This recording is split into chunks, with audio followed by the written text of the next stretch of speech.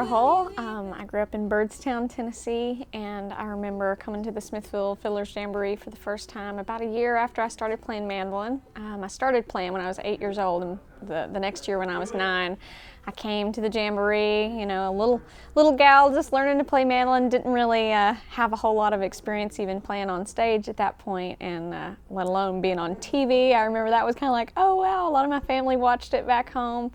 I think the tune I played was Jerusalem Ridge, which was one of the first Bill Monroe tunes I had learned, and I didn't place at all, shouldn't have, but you know, got up there and it was such a good experience for getting up there and performing in front of an audience, and wasn't really expecting a whole lot out of it as far as like to place or anything like that. Just going there for the experience, to be part of all the jam sessions that we knew would happen out around the square, and to hear other musicians, meet other musicians, and then and that was a pretty exciting experience in, you know, a young person's life like that, and a good motivator, you know, to have sort of a goal you set and you work towards that for the next year. So I always look back at that as our early experience, and a really, you know, special one for me as a kid.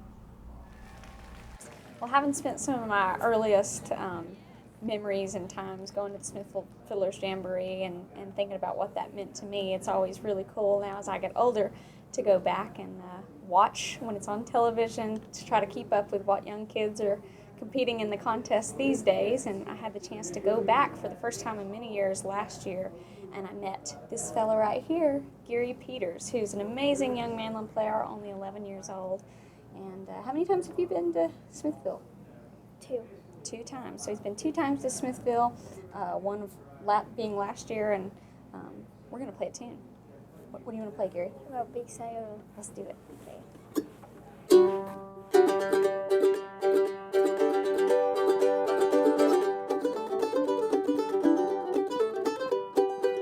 When I was around 3, we went to the symphony a lot.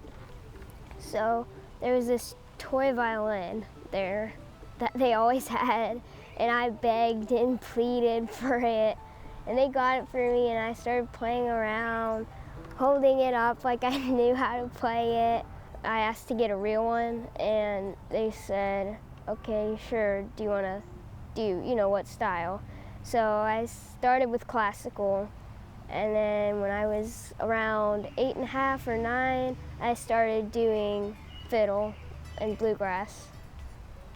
Improvisation is a big part of this, you know, to just sit down and just noodle, and I come up with some cool thing, and then I don't turn it to a song right away, but then when it's stuck in my head forever and I keep playing it when I don't know it, I'm like, hey, this would be a cool thing for a song.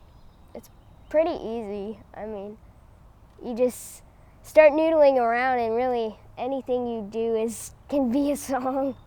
Is this an original tune of yours? Yeah. Cool. 1, 2, 3, 4.